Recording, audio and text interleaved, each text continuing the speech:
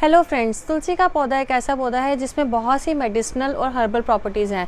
इसके साथ साथ हमारे इंडिया में इसमें बहुत से रिलीजियस फैक्टर्स भी जुड़े हैं, इसीलिए तुलसी प्लांट की पूजा की जाती है। प्लस पूरे भारतवर्ष में शायद ही कोई ऐसा घर होगा जिसमें तुलसी का पौधा ना लगा हो। तो चलिए आज के इस वीडियो में मैं आपके साथ शेयर करती हूँ कि किस तरीके से हम तुलसी के प्लांट की कंप्लीट केयर कर सकते हैं। और जैसे कि सर्दी का मौसम शुरू हो चुका है, तो अब मैं आपको बताऊंगी कि कैसे हम अपने तुलसी के पौधे की कंप्लीट विंटर केयर कर सकते हैं ताकि सर्दी की वजह से हमारा पौधा ख़राब ना हो। तो चलिए शुरू करते हैं और अंत तक बने रहिए इस वीडियो में मेरे साथ। तुलसी प्लांट के भी कई वेरिएंट आते हैं, जिसमें से दो कॉमन वेरिएंट हैं, राम तुलसी और श्याम तुलसी। राम तुलसी के पत्ते हरे रंग के होते हैं जैसे कि आप ये देख रहे हैं, और श्याम तुलसी के पत्ते जो हैं वो गहरे लाल रंग के होते हैं। हालांकि मेडिसिनल वैल्यू दोनों प्लांट्स की बिल्कुल सेम है। तुलसी के प्लांट की अच्छी ग्रोथ के लिए जो इसका पॉट साइज़ होना चाहिए वो 10 से 12 इंच तक का होना चाहिए। और जहाँ तक सॉइल मिक्स की बात आती है तो तुलसी प्लांट का सॉइल मिक्स जो है वो हमें बिल्कुल लाइट बनाना है। इसके लिए जो हम लेंगे, इसमें 60% गार्डन सॉइल लेंगे, 30% हमको रिवर सैंड मिलानी है, और ये जैसे कि मॉइस्चर लविंग प्लांट है तो 10% इसमें हम कोकोपीट ऐड कर सकते हैं। और फर्टिलाइज़र की बात आती है तो उसके लिए हम इसमें लीफ कंपोस्ट डाल सकते हैं और उसके साथ साथ काऊ डंग कंपोस्ट डाल सकते हैं। फर्टिलाइजेशन जो हमें करना है वो हमें साल में सिर्फ 2 बार करने हैं, फरवरी और सितंबर में। इसके अलावा विंटर्स में हमें इसमें फर्टिलाइजेशन नहीं करना, क्योंकि जो प्लांट है वो डॉर्मेंसी में चला जाता है और उस दौरान प्लांट को बहुत ज़्यादा ग्रोथ नहीं होती और इसलिए बहुत ज़्यादा फर्टिलाइजेशन की ज़रूरत नहीं होती है। इसके अलावा इसमें जो अपर सॉइल में मॉइस्चर बनाने के लिए हम मल्चिंग कर सकते हैं। मल्चिंग का एक फ़ायदा ये होता है, एक तो ये हमारे सॉइल की अपर लेयर को मॉइस्ट रखती है, और दूसरा जब हमारे ये जो लीव्स ड्राई होकर डिकम्पोज होती हैं तो ये हमारे प्लांट को एक ऑर्गेनिक मैन्योर देती हैं, एक ऑर्गेनिक फर्टिलाइज़र दे देती हैं जो अपने आप ही इस मिट्टी में डिज़ोल्व होता रहता है।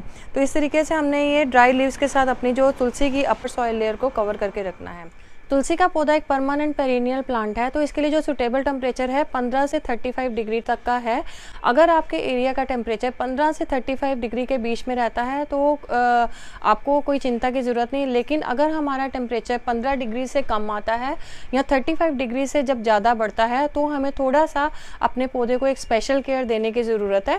35 डिग्री से जब एक्सीड करता है, यानी कि समर सीज़न में, हमें अपने प्लांट को दोपहर की डायरेक्ट सनलाइट से बचाना है, क्योंकि उसमें हमारे पौधे की पत्तियां पीली पड़नी शुरू हो जाती हैं। ऐसे समय में हमें अपने प्लांट को ऐसी जगह रखना है जहां मॉर्निंग या इवनिंग के कुछ घंटों की धूप पड़ रही है, और बाकी के समय में अगर दोपहर के समय में सेमी शेड एरिया में हो।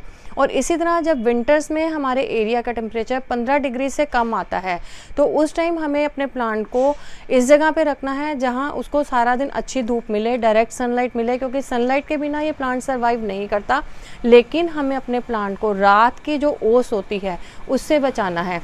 तो हमें अपने प्लांट को ऐसी जगह रखना है कि रात के समय जो हमारा प्लांट शेड में हो और वो रात की ओस से या फ्रॉस्ट पड़ती है उससे हमारा प्लांट बचा रहे।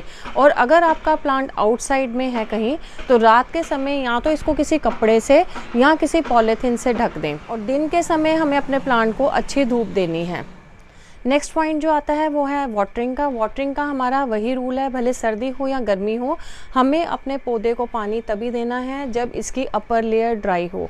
तुलसी के प्लांट को मॉइस्ट सॉइल चाहिए होती है। मॉइस्ट का मतलब कि उसमें नमी होनी चाहिए, लेकिन इसका ये मतलब नहीं है कि हमारी जो सौगी हो, सौगी का मतलब बिल्कुल गीली मिट्टी, वैसी मिट्टी नहीं होनी चाहिए, नहीं तो हमारे प्लांट में रूट रॉट का खतरा बना रहता है। और जैसा कि विंटर्स में वाटर एब्जॉर्प्शन कम होती है तो विंटर में जो वाटरिंग की ड्यूरेशन भी हमारी कम हो जाती है। लेकिन हमारे भारतवर्ष में जैसा कि इस प्लांट की पूजा होती है, तुलसी के पौधे की पूजा होती है, तो ये एक लोगों के घर में रूल होता है कि सुबह स्नान करने के बाद वो तुलसी को जल चढ़ाते हैं। तो वो कहते हैं कि ऐसे समय में क्या करें। तो ऐसे में मैं आपको सजेस्ट करूँगी कि अगर पानी आप डालना ही चाहते हैं तो अपने जल के कुछ बूंदें तुलसी के पौधे में डाल दें, और बाकी का पानी उसके आसपास के जो सूखे प्लांट्स हैं उनमें डाल सकते हैं। तो इससे जो है हमारे प्लांट में ओवर वाटरिंग नहीं होगी। तुलसी के प्लांट में जो सबसे इम्पॉर्टेंट पार्ट आता है, बहुत लोग ये पूछते हैं कि अक्सर हमारे प्लांट में इंसेक्ट अटैक हो गया है, इसमें फंगस लग गई है या कीड़ों का अटैक हो गया है। अपने प्लांट को इंसेक्ट अटैक से बचाने का सबसे इजी तरीका ये है कि हम अपने प्लांट की कम से कम हफ्ते में एक बार पानी के प्रेशर के साथ धुलाई करें। इससे क्या होता है कि या तो हमारे प्लांट पे फंगल अटैक या इंसेक्ट अटैक होगा नहीं, और अगर हो भी गया है तो इनिशियल स्टेज पे हम उसको कंट्रोल कर लेंगे बिना किसी दवाई का उपयोग किए हुए। और दूसरा, जैसा कि हम तुलसी खाने में भी यूज़ करते हैं, हम इसमें इसकी चाय पीते हैं या काढ़ा वगैरह बना के पीते हैं, तो इसलिए हमें जो अपने प्लांट में कुछ भी केमिकल यूज़ नहीं करना है। हमें इसमें कुछ भी अगर हम डालते हैं जो इंसेक्ट अटैक के लिए, हमें वो घर से ही सोर्स करने हैं, अपनी किचन से सोर्स करने हैं। तो उसके लिए मैं बताऊँगी, आप इसमें रेगुलर नीम ऑयल का स्प्रे कर सकते हैं। दूसरा, आप अगर चाहें तो इसमें इसका थोड़ा सा इसमें हल्दी, इसके सॉइल में हल्दी का स्प्रे कर सकते हैं। इसकी वजह से इसमें कभी भी इंसेक्ट अटैक नहीं होता। नेक्स्ट जो बात आती है कि तुलसी प्लांट की प्रोपगेशन कैसे की जाए। प्रोपगेशन का सब इसके दो ही तरीके हैं, एक इसका सीड से और दूसरा जो है वो इसकी कटिंग से, स्टेम कटिंग से। हमारे प्लांट के ऊपर फूल आ रहे हैं, तो ये फूल को हम निकाल के इस तरीके से इनमें से ये सीड्स निकाल सकते हैं। इसी में सीड्स होते हैं, जिनकी ये ब्लैक कलर के छोटा सा बीज है, इन बीज के ये इसके सीड्स हैं, इन फूलों के बीच में। तो इन सीड्स को हम कोकोपीट या रिवर सैंड में डाल के न्यू बेबी ग्रोथ कर सकते हैं जब इसका ग्रोइंग पीरियड होता है। और दूसरा, कई बार ये क्या होता है कि देखिए, जैसे मेरे प्लांट में अपने आप जैसे सीड्स गिर गए हैं, तो इसमें छोटे छोटे न्यू बेबी प्लांट डेवलप हो रहे हैं। तो मैं इनको थोड़ा सा, जैसे ये ग्रो कर जाएंगे, इनको अलग से मैं निकाल के रिपॉट कर लूँगी।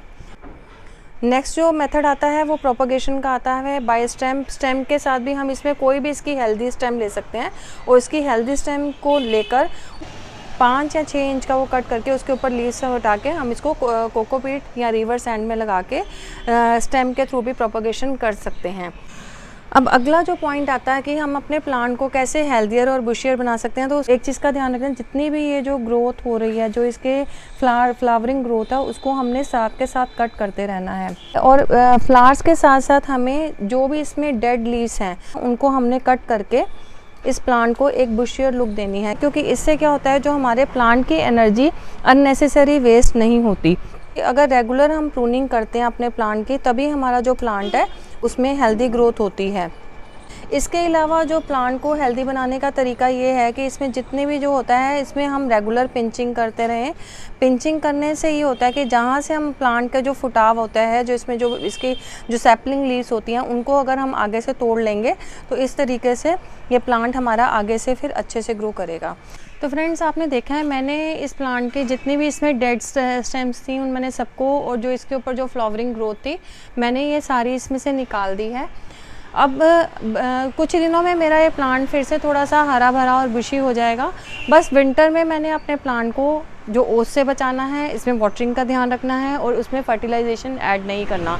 हम इन कुछ बातों का अगर ध्यान रखेंगे तो हम डेफिनेटली अपने प्लांट को सर्दी के मौसम में बहुत अच्छे से निकाल लेंगे।